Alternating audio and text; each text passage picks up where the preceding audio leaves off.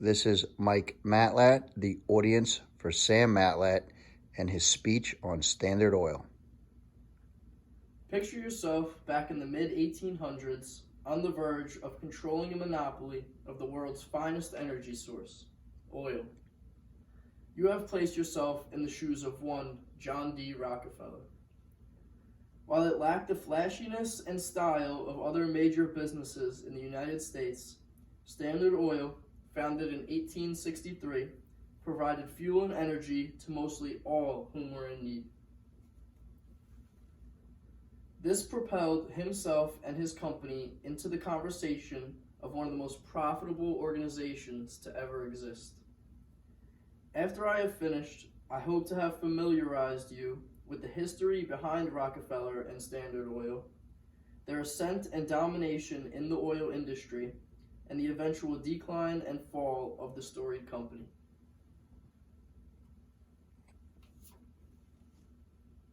To understand just how powerful Standard Oil became, you must first learn the history behind its founder, Mr. Rockefeller, and his visions for the monumental company. A simple oil refining company was founded in 1862 by John D. Rockefeller, alongside two other partners. The men went on to purchase oil wells in Titusville, Pennsylvania, and built wells near Cleveland as well. In 1865, Rockefeller bought out one of the partners' interest in the company, going on to form Rockefeller and Andrews Oil Company.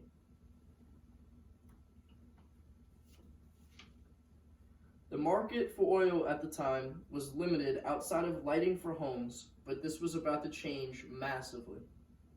The newly invented automobile injected great amounts of interest towards the oil market, as these vehicles required immense amounts of oil to operate. As the demand for his product rose, Rockefeller saw a golden opportunity to maximize his profit. He began to team up with neighboring oil companies in an attempt to control the prices of the oil in his area, as they were quite unstable at the time. Now that you are familiar with the history of Standard Oil, I will now describe to you the company's rise to power and eventual monopolization of the oil industry. After partnering with other large companies in the state of Ohio, having a single organization meant this company could hopefully fix prices and avoid tremendous price swings that sometimes increased or dwindled.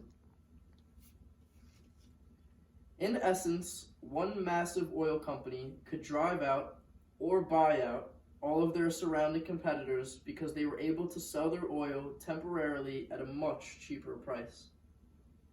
In 1870, Rockefeller was able to unify all of his new assets as one singular company, better known as the Standard Oil Company. Monopolizing of the industry simply meant dominance. Nearly all of the competition had been depleted, leaving all in need of oil to go to one singular source. Rockefeller spent the 70s and 80s spreading his influence nationwide, swallowing smaller companies and adding to his oil empire. By 1878, Standard Oil controlled 90% of the oil refineries in the United States. Following this, by 1881, the Standard Oil Company became known as the Standard Oil Trust. In other words, this monopoly was a well-oiled, money-making machine. After adjusting for inflation, if Standard Oil would have existed today in its single trust format, it would have been worth well over $1 trillion.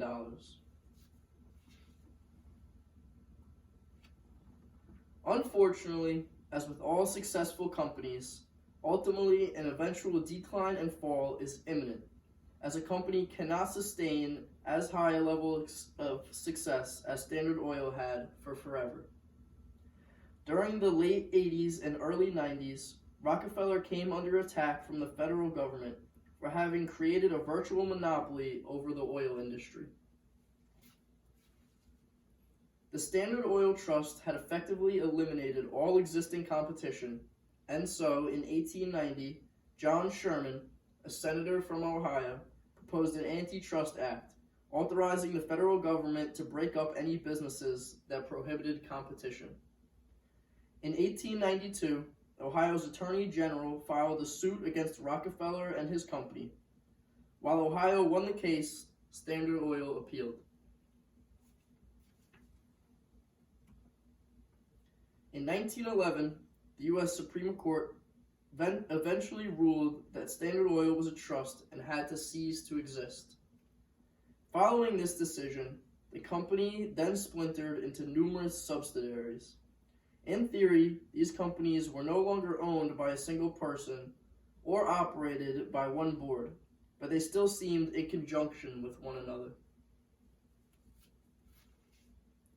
Among these various companies were Standard Oil of Ohio, Indiana, New York, and New Jersey, among many others. Certain other companies used the Standard Oil name to profit off of the company's reputation, while in fact never being a part of Rockefeller's former empire.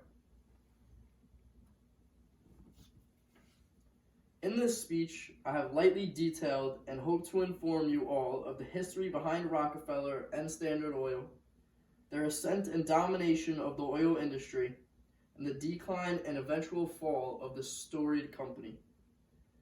Standard Oil, founded in 1863, grew to unimaginable heights and provided fuel and energy to all in need across the United States for years. No other company today will ever become as rich and powerful as Standard Oil had once become, due to the Sherman Antitrust Act now in place. Standard Oil was an outright monopoly of one of the most valuable energy sources on our planet today, and Rockefeller viewed it as his own personal gold mine. Thank you.